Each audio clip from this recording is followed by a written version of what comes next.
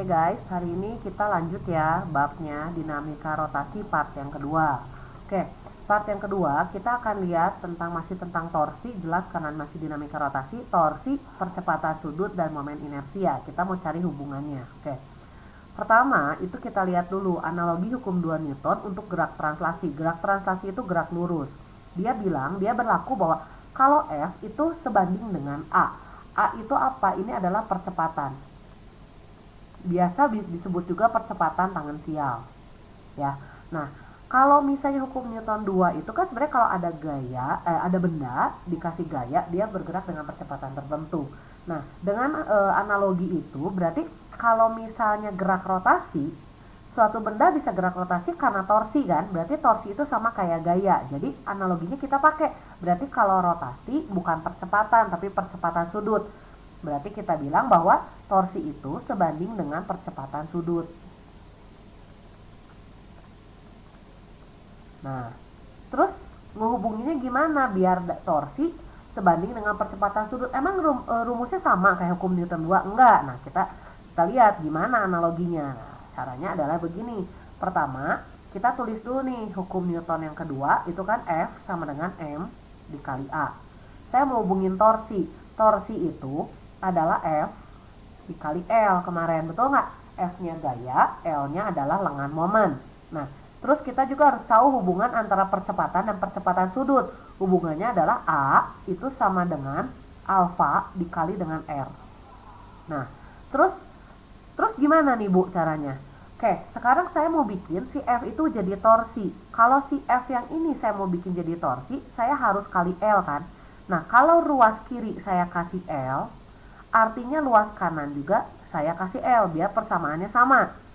Nah, kalau udah kayak gini, F kali L ini apa? Oh, ini udah torsi. Oke, terus ini M. Nah, si A-nya saya rubah jadi alfa kali R. Lah, ini ada lagi dikali L. Nah, sebenarnya kalau torsi L-nya ini kan lengan momen. Ya. Kalau R ini apa? R ini adalah jari. Nah, jadi sebenarnya lengan momen sama jari-jari itu sama. Nanti kita lihatnya dari inersianya. Ini tuh sama. Jadi kita anggap bahwa L itu sama dengan R. Jadi kita bisa bilang torsi itu adalah M kali alfa kali R kali R. Jadi kalau kita bilang torsi itu adalah MR kuadrat kali alfa. Nah, rumusnya itu. Terus itu kok ada MR kuadrat? Nah, MR kuadrat ini yang disebut dengan momen inersia. Nah, biasanya inersia itu lambangnya I. Nah, rumusnya itu adalah K dikali MR kuadrat. K-nya ini adalah konstanta yang menentukan apa? Yang menentukan adalah bentuk bendanya. Nanti kita lihat di selanjutnya, ya. Nah, berikutnya adalah kita masuk ke momen inersia. Jadi momen inersia itu apa sih? Momen inersia itu adalah dinyatakan kelembaman atau kemalasan suatu partikel untuk bergerak rotasi.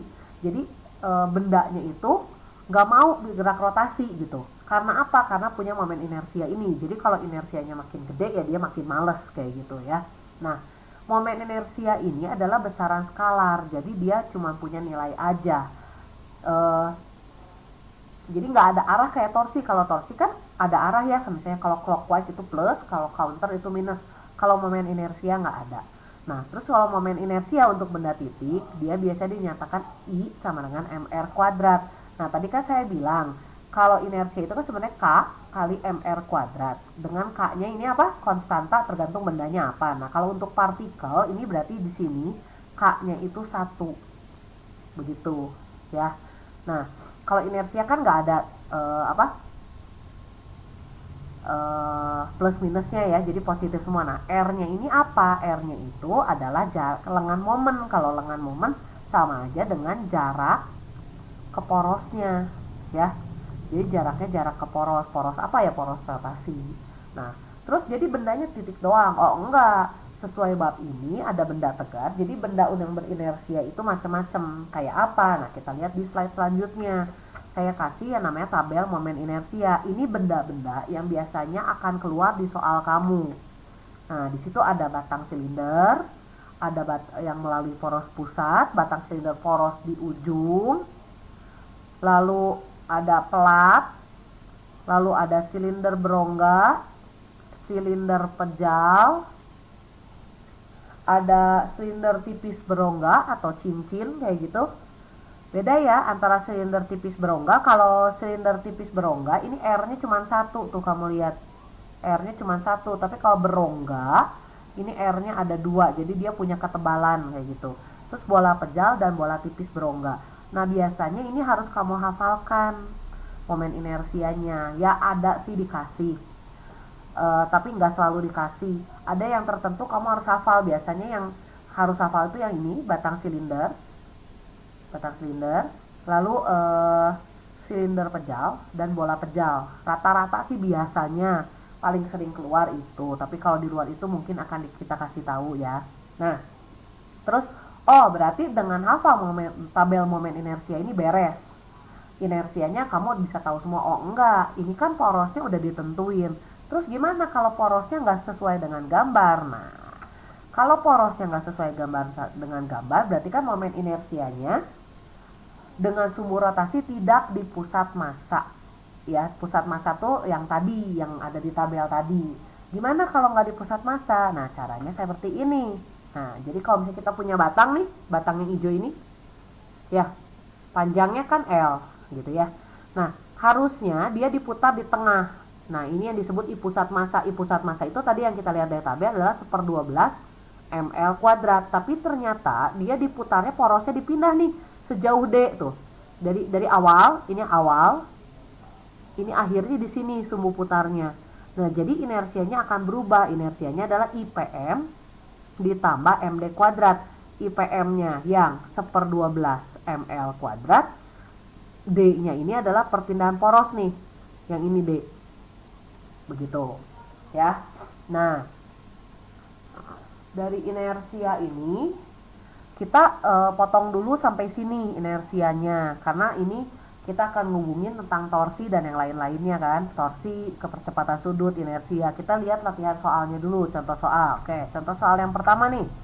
Sebuah bola berongga, jari-jarinya 0,5 meter, diputar dengan diberi gaya tangan sial 4 Newton, massa bola 300 gram. Hitunglah A. Percepatan sudut, B. Kecepatan sudut bola 5 detik kemudian. Nah, kita biasain ya biar nggak pusing, kita tulis dulu diketahui kalau datanya biar nggak pusing nih. Berarti diketahui pertama jari-jari R 0,5 meter. Ingat ya, R ini sama dengan lengan momen. Ya, gaya tangan sial itu F, itu 4 Newton, lalu massa 300 gram, kita bikin kilo, 0,3 kilo. Sekarang yang A kita jawab, percepatan sudut hubungannya dengan torsi, jadi kita tulis torsi itu adalah I dikali alfa, torsinya sendiri adalah F kali L.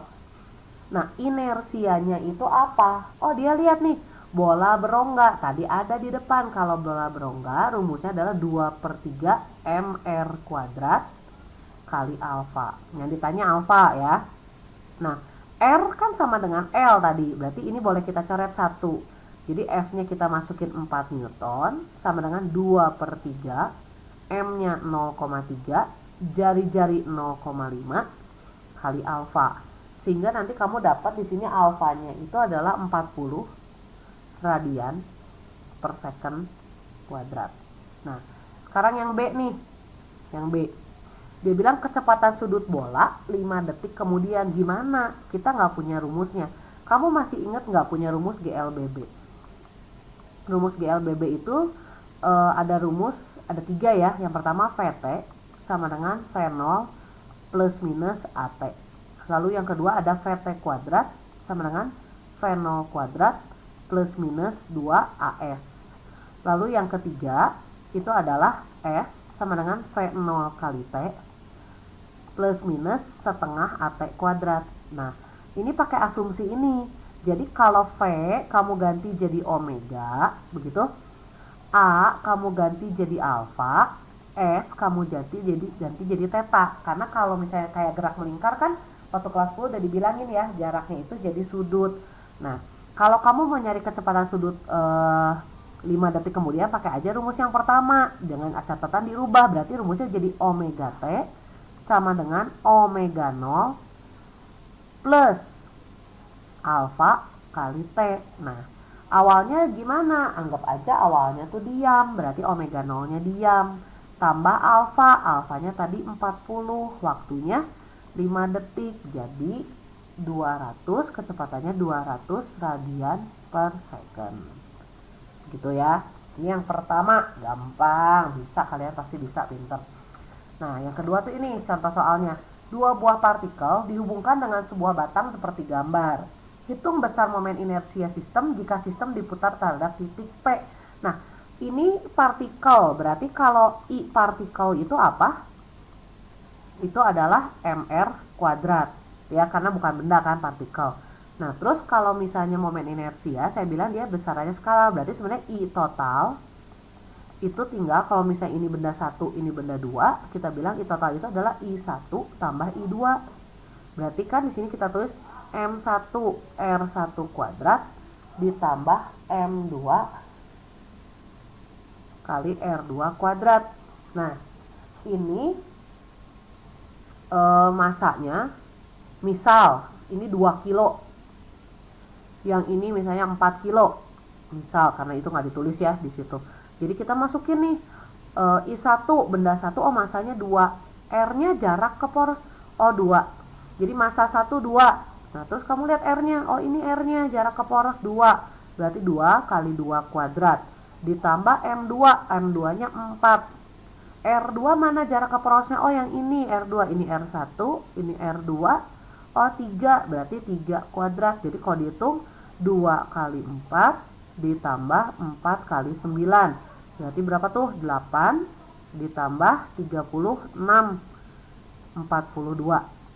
Ya, satuannya kilogram meter kuadrat.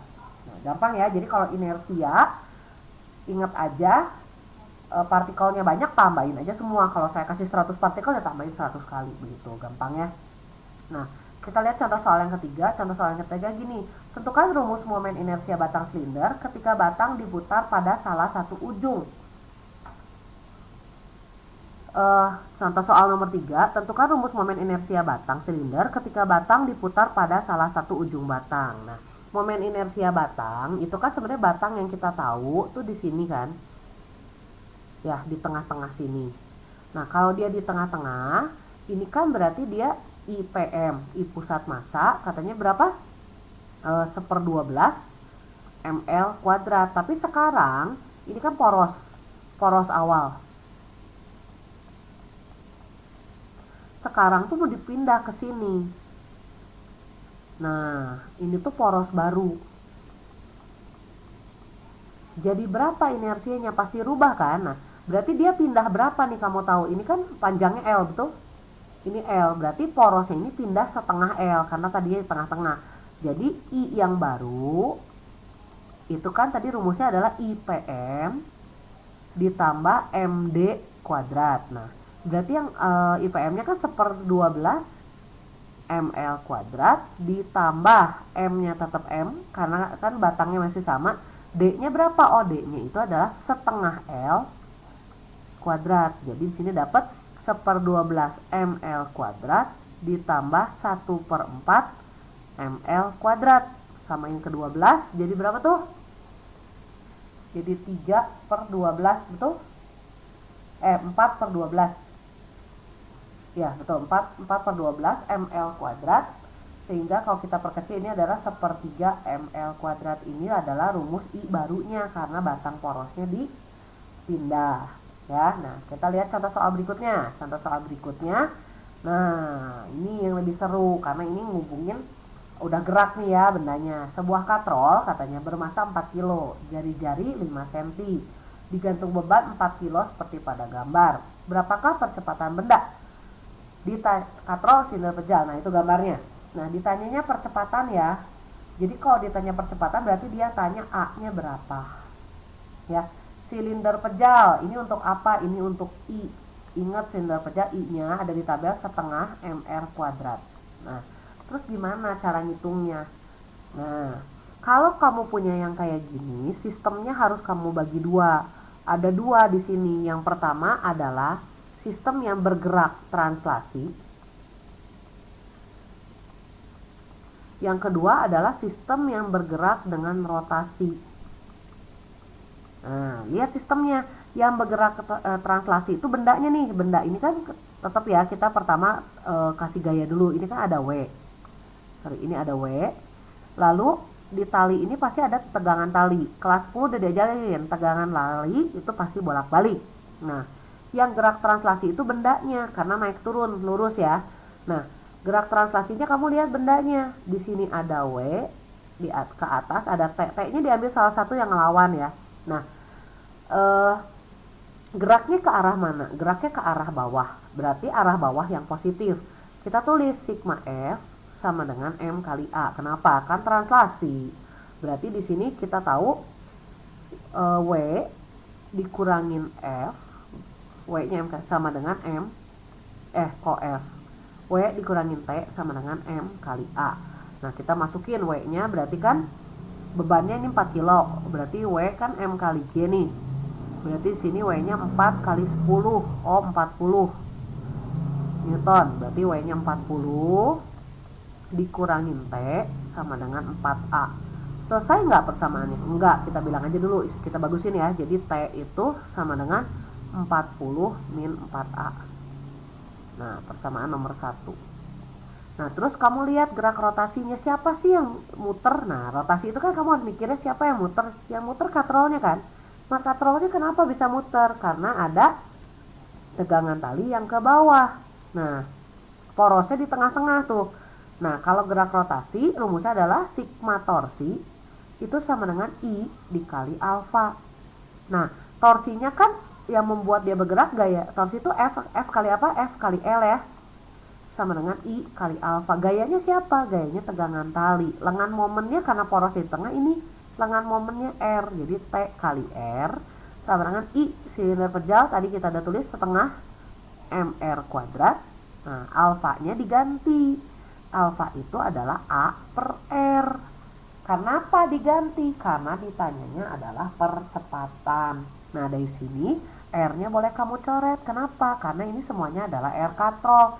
Jadi T sama dengan setengah. Oh, katrolnya masanya 4. Yang ingat ya, inersia ini punyanya katrol. Jadi masanya masa katrol. Setengah kali 4 kali A. Berarti T sama dengan 2A. Substitusi deh yang ini. Susi-susi ke situ ya. T-nya itu kan 40 min 4A sama dengan 2A. Pindah ruas 40 sama dengan 6A. Berarti A-nya kamu dapat itu adalah 40 per 6 atau sekitar 6,7 meter per second kuadrat. Ya, gampang ya, simple. Oke, kita lihat contoh soal terakhir. Soal terakhir kayak gini nih.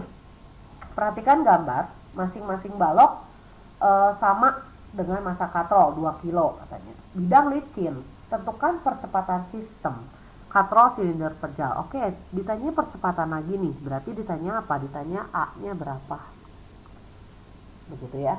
Nah, kok bendanya tadi 1, sekarang 2. Nggak masalah, kamu nggak usah takut.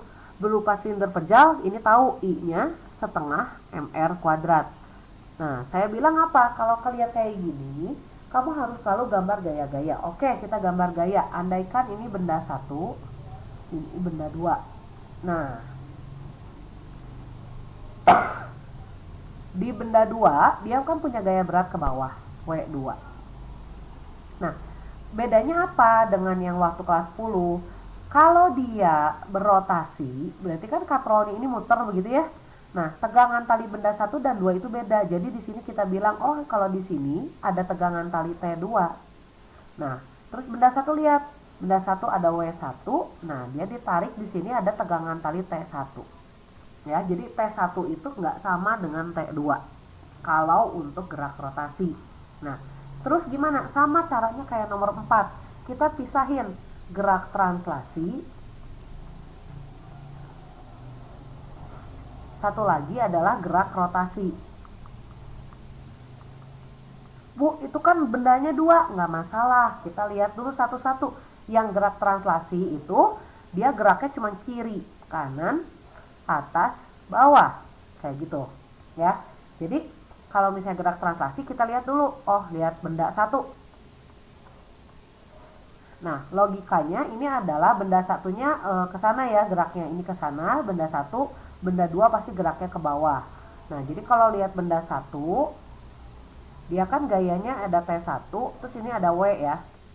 Nah, berarti kan ini sigma F sama dengan M kali A.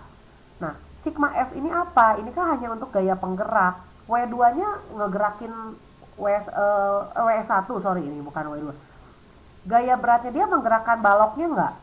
Gaya beratnya kan nggak ngegerakin balok. Yang bikin dia gerak adalah T1. Maka gaya yang masuk di sigma F ini hanya T1 sama dengan M1 kali A. Jadi T1 sama dengan 2A. Nah, terus lihat lagi, ada lagi yang translasi, ada benda 2. Benda 2 geraknya kemana? Geraknya ke bawah. Jadi ke sini ada W2, ke atas ada T2.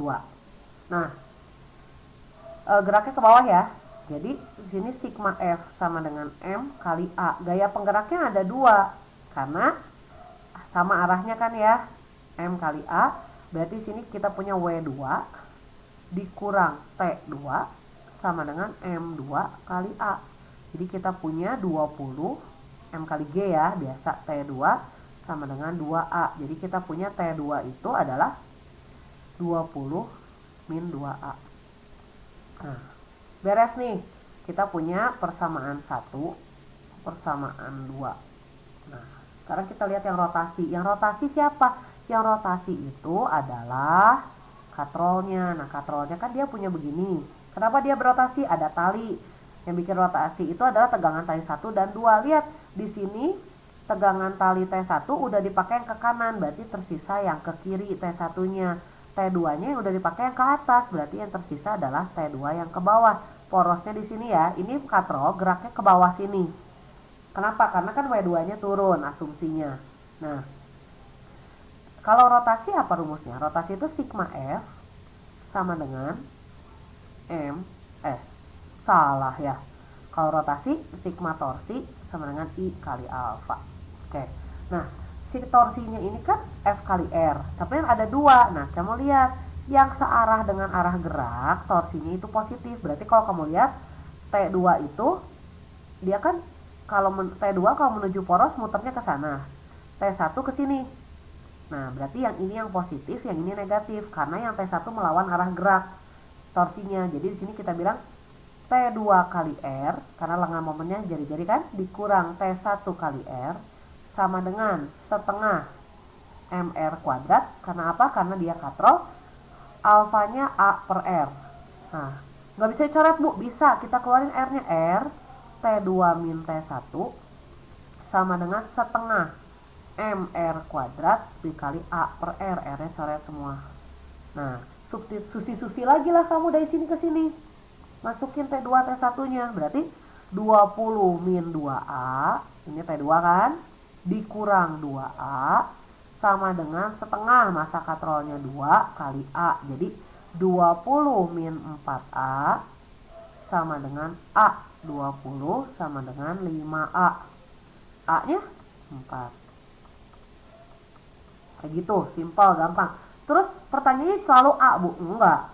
Nanti kalau ditanya T1 gimana? Ya nggak apa-apa. Kalau ditanya T1 kan rumusnya tadi 2A. Jadi tinggal 2 kali A, 8. Satuannya Newton karena gaya. T2 gimana? T2 kan 20 dikurangin 2A. Berarti kita bisa bilang 20 dikurangin 2 kali 4. Ini jadi 20 dikurangin 8. 12 Newton. Kayak gitu. Gampang, jadi jangan terlalu takut ya. Nggak terlalu susah. Ingat step-stepnya, gambar gaya, lihat arah gerak, seperti itu. Nah, dinamika rotasi part 2, kita hentikan dulu sampai di sini. Ya, nanti kita akan latihan dulu, kita bahas baru kita lanjut. Thank you for watching, gengs.